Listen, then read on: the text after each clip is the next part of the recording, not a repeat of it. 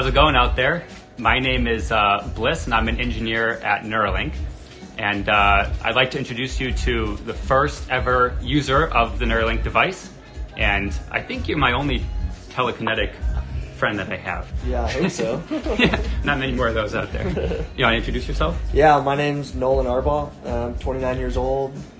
About 8 years ago, I was in kind of a freak diving accident and dislocated my C4, C5. So I'm a complete quadriplegic.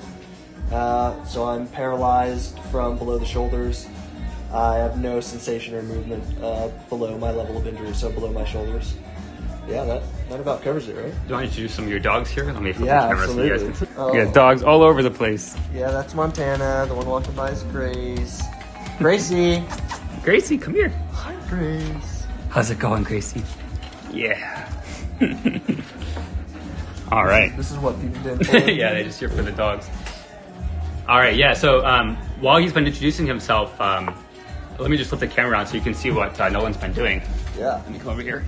Do you want to explain a little bit what's going on here? Yeah, so I love playing chess, and so this is one of the things that y'all have enabled me to do, something that I wasn't able to really do much the last few years, especially not like this. I had to use like a mouse stick and stuff, but now it's all being done with my brain. If y'all can see the cursor moving around the screen, that's all me, y'all. It's pretty cool, huh? Actually, can you pause the song just for the audio coming through? There we go. And that was also done with your brain? Yep. It's all brain power up there. Can you explain a little bit just to people who maybe don't have any context on this field or what's going on here? Yeah. How are you able to actually move the cursor? Yeah, so we started out with trying out a few different things. We basically went from what we call kind of differentiating like imagined movement versus attempted movement. So a lot of what we started out with was attempting to move. So I would attempt to move, say, my right hand, left, right, forward, back to move. And from there, I think it just became intuitive for me to start imagining the cursor moving.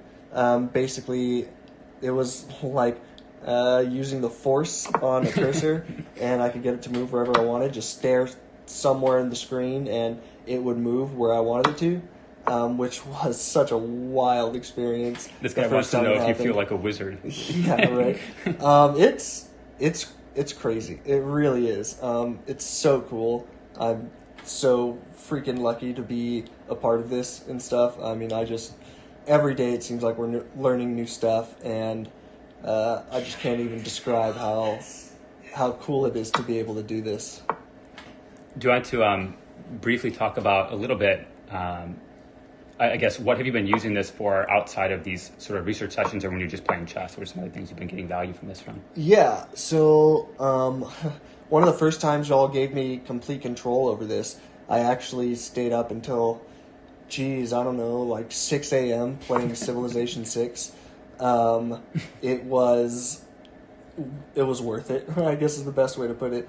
It was awesome. I had basically given up on playing that game just because of how, it's a big game, and the amount of time that it takes to sit in on it it's just a lot, and I have to worry about a lot of things, getting pressure sores and things like that. So I just wasn't really able to play it as much as I wanted to, and y'all gave me the ability to do that again, and I played it for, like 8 hours that day.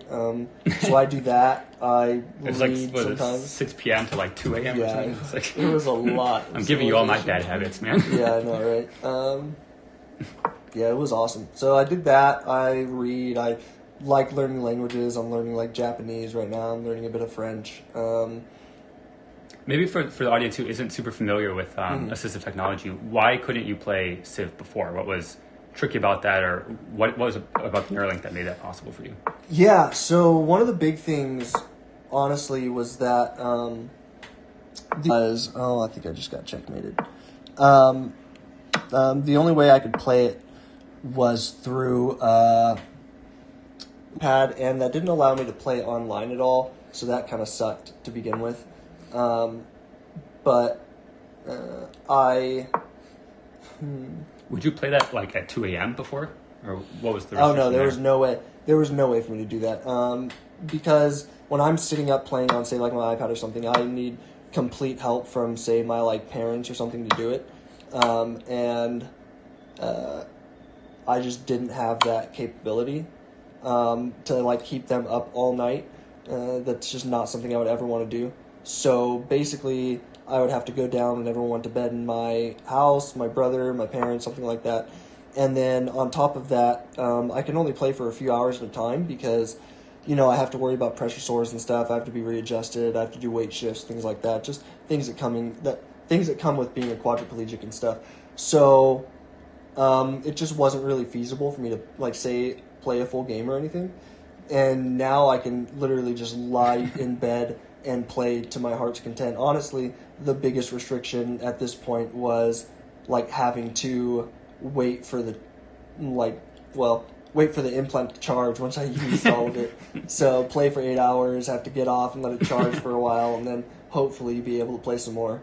But it's been awesome. It's been so cool, and I'm kicking ass too. So in this chess game too. It's yeah, well, I don't know if I'm gonna win this chess game, but we'll see.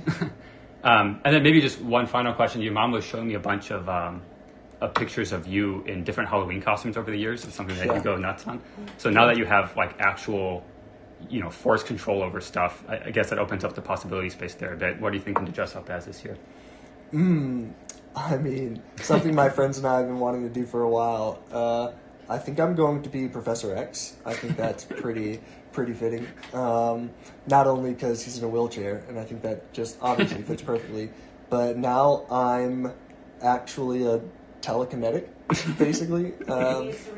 Yeah, and so it's going to be cool. It's going to be real cool. My friends and I are really excited. You're going to freak people out when you say trick or treat. I know, right? Okay, I think that's it for today. Anything else you wanted to add before signing off? We got more work to do. A lot to learn about the brain here. Yeah, I mean, it's not perfect. I would say that we have run into some issues. I don't want people to think that it is, like, this is the end of the journey. There's still a lot of work to be done. But it has already changed my life, and I think that people who are thinking about, saying, applying for the human trials or are thinking about, finding some way to help out with this, to, do your part. And that's the reason I got into it, was because I just wanted to help. I wanted to be a part of something that I feel like is going to change the world. I think, like, there's nothing to be afraid of with that. The surgery was super easy. I literally was released from the hospital a day later. I have no, like, cognitive impairments. Well, I guess none that were caused by the surgery. I beat you in chess like once, so yeah. I do have a pretty good record in chess right now.